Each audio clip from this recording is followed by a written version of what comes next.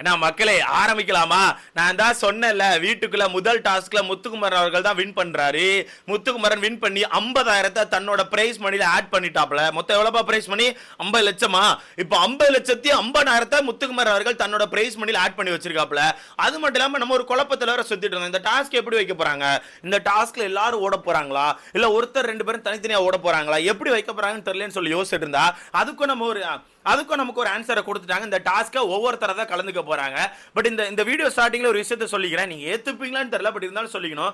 முத்துக்குமரனை பொறுத்தவரைக்கும் செம்ம தெளிவா யோசிக்கிறான் ப்ரோ, வேற லெவல்ல தெளிவா யோசிக்கிறான். இது எதுக்கு அப்படிங்கறத வீடியோ முடிக்கிற முன்னாடி கண்டிப்பா உங்களுக்கு புரியும். பயங்கரமா யோசிச்சிருக்கான் ப்ரோ. ஸ்கெட்ச் போட்டான், அவன் இந்த இடத்தோடு தப்பிக்கணும், பணப்பெட்டி எல்லாரும் தொட்டு ஆகணும்னு இருக்குது, அப்ப இப்பவே இந்த இடத்தோடு தப்பிச்சாதான் முடியும்னு சொல்லிட்டு ரொம்ப தெளிவா ஒரு ஸ்கெட்ச் போட்டிருக்கான். அந்த ஸ்கெட்ச் என்னங்கறத மொத்தமா சொல்லவா? இந்த டாஸ்க்கை பொறுத்தவரைக்கும் இப்ப நமக்கு ஒரு விளக்கம் கிடைச்சு, ஓகேவா?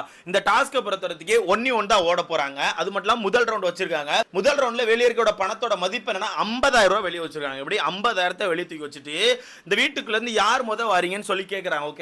ஓகேவா? யார் ஃபர்ஸ்ட் வரீங்கன்னு சொல்லி கேக்குறாங்க.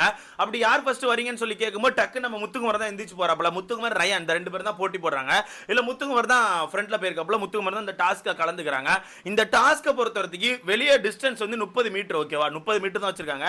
எனக்கு தெரிஞ்சு ஈவிபிக்ல இருந்து இப்படி போயிட்டு அப்படி ரைட்டோ லெஃப்ட் எடுத்து சிறு நேரா ஓடி போனா அந்த பணப்பெட்டி அங்க இருக்கும். டக்குன்னு எடுத்துட்டு சிறுன்னு ஓடி வந்து உள்ள வர வேண்டி இருக்கும் நினைக்கிறேன். ஆனா செகண்ட்ஸ் எவ்வளவுனா வெறும் 15 செகண்ட்ஸ் தான் கொடுத்துருக்காங்க. ஓகே, வெறும் 15 செகண்ட்ஸ் தான் கொடுத்துருக்காங்க. 15 செகண்ட்ஸ்க்குள்ள 30 மீட்டர்னா நீ 60 மீட்டர் போயிட்டு வரணும். அப் அண்ட் டவுன் 60 மீட்டர் கரெக்டா? 30 மீட்டர் எடே டப்பு 30 மீட்டர் ஓடி வரணும். 60 மீட்டர் நீ வந்துடணும். ஓகேவா? 60 மீட்டர் உள்ள வரணும். இந்த டாஸ்க்கை பொறுத்தவரைக்கும் என்ன பொறுத்தவரைக்கும் ரிஸ்க் தான். இந்த டாஸ்க்கை நான் ஒரு ரிஸ்காக தான் பார்ப்பேன். ஏன் நல்லா ஒன்று புரிஞ்சுக்கணும், இந்த டாஸ்க்கை பொறுத்தவரைக்கு அங்கே எவ்வளோ பெரிய அமௌண்ட் இருந்தாலும் இப்படியே எவ்வளோ பெரிய அமௌண்ட் இருந்தாலும் அந்த டைமிங்குள்ளே நீங்கள் உள்ளே வந்தே ஆகணும். ஓகேவா? இப்படியே அந்த டைமிங்குள்ளே நீங்கள் உள்ளே வந்தே ஆகணும். அப்படி அந்த டைமிங்குள்ளே நீங்கள் உள்ளே வரலன்னா நீங்கள் அவுட். எப்படியே நீங்கள் அவுட் ஆகி வெளியே போயிருவீங்க. அந்த பணப்பெட்டியில் எவ்வளோ அமௌண்ட் இருக்கோ அந்த அமௌண்ட்டோட நீங்கள் வீட்டுக்கு போக வேண்டியதான். ஓகேவா? அந்த அமௌண்ட்டோட உங்களை வீட்டுக்கு அனுப்பி விட்ருவாங்க. அந்த வகையில் என்ன பொறுத்தவரைக்கும் இந்த ஹோல் டாஸ்க்குமே ரிஸ்க் தான். ஓகேவா? ஆனால் ரிஸ்க்கை விட இந்த டாஸ்க்கில் பணத்தோட மதிப்பு கடைசி நாட்கள் அதிகமாயிட்டே இருக்கும். எனக்கு தெரிஞ்சு 15 லட்சம் வரைக்கும் கொண்டு போறதுக்கான வாய்ப்புகள் அதிகமா இருக்குன்னு சொல்லிட்டு இருக்காங்க. இதில் முதல் ரவுண்ட்ல முத்துக்குமரன் அவர்கள் 50,000 எடுத்து உள்ள வந்துட்டாப்ல. ப்ரோமோல ஒரு வித்தியாசமா காட்டியிருப்பாங்க, நீங்க பார்த்திருப்பீங்க. 2 1 ஓ போச்சே முத்த அப்படின்னு கத்திருப்பாங்கல்ல. முத்துக்குமரன் உள்ளே வந்துட்டாப்ல. அதெல்லாம் ஒரு வகை உருட்டு தான், நம்மளை ஏமாத்துறதுக்கு. ஆனா நம்பிடுறாங்க. முத்துக்குமரன் அவர்கள் உள்ள வந்தாச்சு. சரி, ஓகே, முத்துக்குமரன் அவர்கள் முதல் உள்ள வந்தாச்சு. இதுக்கப்புறம் ஒரு டாஸ்க் ஆடுவாரா? இதுக்கப்புறம் ஒரு கண்டிப்பா டாஸ்க் ஆடி ஆகணுமான்னு கேட்டீங்கன்னா அப்படிதான் இல்லையா. இந்த டாஸ்க்கை பொறுத்தவரைக்கும் ஆப்ஷனல்னு சொல்லி வச்சிருக்காங்க. ஆடணும் உனக்கு விருப்பம் இருந்தா ஆடலாம். எப்படி இந்த டாஸ்க்ல உனக்கு ஆடணும்னு விருப்பம் இருந்தா ஆடலாம். உன்னோட பிரைஸ் மணியோட ஒர்த்தை வந்து நீ அதிகப்படுத்தணும். என்னோட பிரைஸ் மணி ஒரு 50 லட்ச ரூபா இருக்கு. நான் வின் பண்ண அமௌண்ட் வந்து நான் வின் பண்ண போற அமௌண்ட் வந்து 50 லட்ச ரூபா. அந்த 50 லட்சத்தை நான் ஒரு 60 லட்சமாவோ இல்ல 70 லட்சமாவோ மாத்தணும்னா அந்த டாஸ்க்ல நீங்க தாராளமா இறங்கி ஆடலாம். அது உங்களோட விருப்பம். ஓகேவா? நீங்க போட்டி போட்டு தான் அங்க போக போறீங்க. ஆனா இதுல ஏன் முத்துக்குமரன் தெளிவுன்னு சொன்னா, இப்போ ஃபர்ஸ்ட் 50,000 வச்சிருக்காங்கப்பா. 50,000 அப்படிங்கும்போது 30 மீட்டர் வச்சிருக்காங்க. 15 செகண்ட்ஸ்க்குள்ள 30 மீட்டர்ல இருக்க அந்த பணப்பெட்டி எடுத்து நீங்க உள்ள வரணும். ஆனா ஒருவேளை எனக்கு தெரிஞ்ச ஐ கெஸ், ஓகே, இது என்னோட பாயிண்ட் ஆஃப் வியூ மட்டும்தான், ஒருவேளை அடுத்த அமௌண்ட் ஏறப்போது இல்ல, அடுத்த அமௌண்ட் ஒரு 2 லட்சம் 3 லட்சம் வச்சுக்கலாமே, அடுத்த அமௌண்ட் ஒரு 2 லட்சம் ஒரு 3 லட்சம் ஏத்தும் போது டிஸ்டன்ஸ் அதிகப்படுத்திட்டாங்க. எப்படி டிஸ்டன்ஸை கொஞ்சம் அதிகப்படுத்தி ஒரு 60 மீட்டர்ல வச்சுட்டாங்க. அப்படியே ஒரு 60 மீட்டர்ல வச்சுட்டு செகண்ட்ஸே ஒரு 20 செகண்ட்ஸ் வச்சுட்டாங்க. ஒரு 5 செகண்ட் தான் உங்களுக்கு ஏத்துறாங்கன்னா அது ரிஸ்கா இல்லையா? நீங்க சொல்லுங்க. கண்டிப்பா ரிஸ்க். ஏன் ரிஸ்க்னா, நீங்க நினைக்கலாம் ப்ரோ 20 செகண்ட் ப்ரோ டக்கு போயிட்டு வந்துடலாம், ஒரே ஓட்டம்.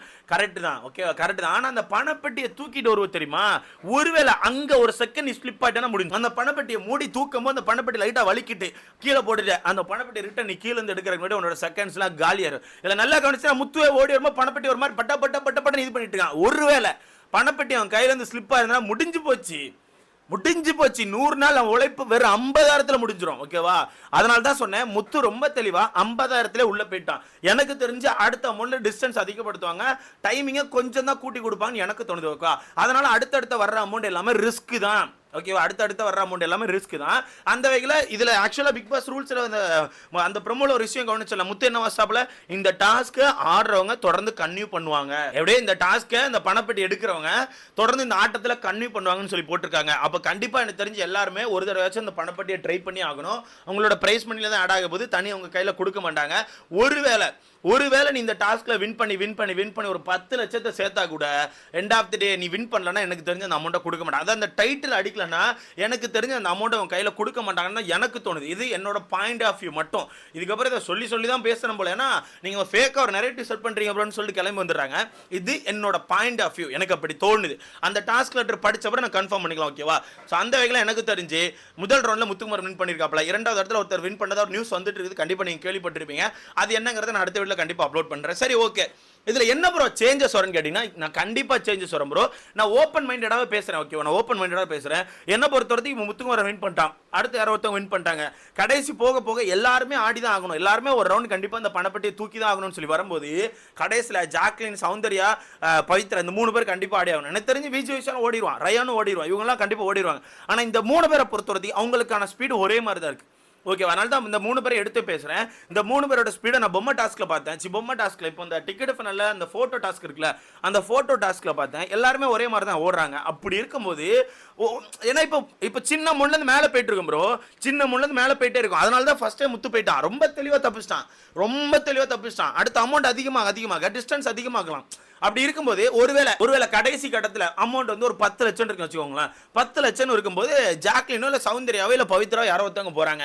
ஆனால் அவங்களால அந்த டிஸ்டன்ஸை தொட முடியலன்னா அந்த 10 லட்சத்தோட அந்த வீட்டை விட்டு அவங்க வெளியே போக வேண்டியிருக்கும். இதை ஏன் அப்படி பண்ணியிருக்காங்க? சரி, 10 லட்சங்கிறது பெட்டி வச்சா அந்த 10 லட்சம் தானே எடுக்க போறாங்கன்னு சொல்லி கேட்டீங்கன்னா இங்கே தான் ஒரு ட்விஸ்ட் இருக்குது. எனக்கு தெரிஞ்சு டேரக்டா 10 லட்சம் போகாது. 2 லட்சம், 3 லட்சம், 5 லட்சம், 6 லட்சம் தான் போகும். அந்த வகையில் 5-6 லட்சத்தெல்லாம் எடுத்தா இவங்களுக்கு வந்து நட்டம் தான். ஏன் இந்த டாஸ்க் இப்படி வச்சிருக்காங்க அப்படிங்கிற நல்லா ஒன்று புரிஞ்சிடும். இந்த சீசனை பொறுத்தவரைக்கும் இவங்க எதுக்கு எடுத்தாலும் டீம் போட்டாங்க. ஓகேவா? இந்த பணப்பெட்டி வாரத்துக்கு முன்னாடி ஒரு 3 வாரத்துக்கு முன்னாடி தான் பணப்பெட்டியை பத்தி பேச ஆரம்பிச்சாங்க. அப்படியே பணப்பெட்டி வர்ற வாரத்துக்கு ஒரு 2 வாரத்துக்கு முன்னாடி, ஒரு 3 வாரத்துக்கு முன்னாடி பிளான் போட ஆரம்பிச்சாச்சு. எல்லார்ட்டையும் கேட்க ஆரம்பிச்சாச்சு, நீ எவ்வளவு வந்து அடுப்பேன்னு சொல்லிட்டு எல்லாரும் மைண்டுமே எல்லாருமே தெரிஞ்சுக்கிட்டாங்க. ஓகே, எல்லாரும் தெரிஞ்சுட்டாங்க. அந்த வகையில் எல்லாருமே அந்த பணப்பெட்டியை ஒரு 10 லட்சத்தை தாண்ட விட்டா மட்டும் தான் எடுப்பாங்க. 10 லட்சம் 12 லட்சம் தாண்ட விட்டா மட்டும் தான் எடுப்பாங்க, மற்றபடி எடுத்துக்க மாட்டாங்க. அப்படியும் தாண்டி போனாலும் மக்களுக்கு ஓரளவு தெரிஞ்சு போச்சு யார் எடுப்பா அப்படிங்க. ஏன்னா நம்ம லைவ் பார்த்துட்டு இருக்கோம், எல்லாருமே என்ன அமௌண்ட்ல ஃபிக்ஸ் ஆயிருக்காங்கன்னு நமக்கு தெரிஞ்சு போச்சு. ஸோ அந்த பணப்பெட்டியை தூக்கி வச்சா அந்த டாஸ்க் அவ்வளோ இன்ட்ரெஸ்டிங்கா இருக்காது. அப்படி அந்த டாஸ்க் அவ்வளோ இன்ட்ரெஸ்டிங்கா இருக்காது. கண்டிப்பா ஒரு 10 லட்சமோ 8 லட்சமோ வருமா எனக்கு தெரிஞ்சு விஷாலோ பவித்ராவோ எடுத்துட்டு வீட்டுக்கு கிளம்பி இருப்பாங்க. ஓகேவா? ஸோ டாஸ்க்கை இன்ட்ரெஸ்ட் பண்ணுவோம். இவன் என்ன சும்மா கூட்டணி போட்டு பேசிக்கிறானு, இதுல கூட்டணி போட்டு பேசுங்க, வாங்கடா பார்க்கலாம்னு சொல்லிட்டு தான் ஒரு டாஸ்கே டிஃபரெண்டா பிளான் பண்ணிருக்காங்க. ஓகேவா? சோ இது வந்து ஒரு டூ ஆர் டை மாதிரி தான். நீ பண்ண போறியா? பண்ணா கண்டிப்பா பண்ணி ஆகணும், இல்ல நீ காலி. டூ ஆர் டை தான். ஓகேவா? சோ எனக்கு தெரிஞ்சு பணப்பெட்டியில் அது எனக்கு தெரிஞ்ச ஒரு சவப்பெட்டி மாதிரி தான் எனக்கு ஃபீல் ஆகுது. நீ தொட போறியா? நீ தொட்டு தூக்கிட்டு வந்துட்டா ஓகே, தொட்டு தூக்கிட்டு வந்துட்டா இன்னும் இருக்க போற 4 நாட்கள் இந்த வீட்டுக்குள்ள இருப்ப. இல்ல தொட்டு தூக்கிட்டு வர முடியல, நீ வர்றவள்ள தடிக்கு தப்புன்னு விழுந்துட்டான்னு கேட்டா முடிஞ்சு போச்சு. அந்த பணப்பெட்டியோட அப்படியே நடந்து நீ வீட்டுக்கு போக வேண்டியது. அவனை வீட்டுக்குள்ள கூட ரிட்டர்ன் சேர்க்க மாட்டாங்க. அவ்வளவுதான், அப்படியே கிளம்பி வேண்டியதான். போய் வாடா அப்படின்னு சொல்லிட்டு பாட்டை போட்டு அப்படியே அனுப்பி விட்டுருவாங்க. ஓகேவா? அந்த வகையில் முத்து தப்பு ஸ்டாப்ல. இதுக்கப்புறம் முத்து கொஞ்சம் வெயிட் பண்ணுவோன்னு எனக்கு தோணுது. மேபி ஒரு 10 லட்சமோ 15 லட்சமோ அப்படி ஒரு டாஸ்க்கும் கொஞ்சம் சின்னதாக கொஞ்சம் ஈஸியாக தெரிற மாதிரி தெரிஞ்சிச்சுன்னா மேபி முத்து வந்து கலந்துப்பான். அது ஒருத்தையும் முத்து கலந்துக்க மாட்டான்னு எனக்கு தோணுது. ஐ திங்க் இந்த ஸ்கெட்ச் வந்து டாப் 2ல இருக்க பர்சன்ஸை காலி பண்ணுறதுக்கு நான் நினைக்கிறேன். I think. ஓகேவா? நான் இது ஒருத்தையும் முத்து காலி பண்ண நினச்சிட்டு இருந்தேன். பட் எனக்கு தெரிஞ்சு முத்து காலியாக மாட்டான்னு ஒரு ஃபீல் இருக்கு. பட் இருந்தாலும் பணம் அப்படிங்கும்போது யாரையுமே நம்ம எது சொல்றதுக்கு எல்லாருமே தான் பணம்னா பணமே வாய பழக்கம் பாங்க. அதனால பணத்தில் நம்ம யாரையுமே இது சொல்றதுல எல்லாருக்குமே தேவைகள் இருக்கும், நீட் அப்படிங்கிறது எல்லாருக்கும். அதனால 10 லட்சமோ 5 லட்சம் வரும்போது டாஸ்க்கு கம்மியாக இருந்தால் யாருனாலும் ஆட போகிறதுக்கான வாய்ப்பு இருக்கு. இருந்தாலுமே என்னோட கெஸ் அந்த டாப் 2 தான் மாத்த போறான்னு தோணுது. எப்படி என்னோட கெஸ் அந்த டாப் 2 மாத்த போறாங்க. அந்த டாப் 2 யாரே உங்களுக்கு தெரியும். நம்ம யார் அந்த டாப் 2 வச்சு பேசிட்டு இருக்கோம்? சௌந்தர்யா, ஜாக்லின், இந்த 2 பேரை தான் வச்சு பேசிட்டு இருக்கோம். ஸோ இந்த 2 பேர்ல இருந்து யாரோ ஒருத்தர் இந்த பணப்பெட்டி எடுக்க போகும்போது எடுத்து வர முடியாம ஸ்லிப் ஆகி கீழே விழ போறாங்க. இல்ல டைம் வந்து ஏன்னா ஸ்லிப்பா ஏன் கீழே விழுவாங்கன்னா வந்து கிண்டல் பண்றேன்னு சொல்ல ஒரு குறிப்பிட்ட டைம் நம்ம கொடுத்த பிறகு நம்ம ஒரு பதட்டத்திலே தான் இருப்போம். 15 செகண்ட் 20 செகண்ட் கொடுத்தாங்க, அந்த பதட்டம் நமக்குள்ள இருக்கும். அந்த பதட்டத்தில் ஓடி வரும்போது கண்டிப்பா ஸ்லிப் ஆகும். அதை மீன் பண்ணி சொல்றேன். அதனால எனக்கு தெரிஞ்சு யாரோ ஒருத்தர் அதில் மிஸ் பண்ண போறான்னு எனக்கு தோணுது.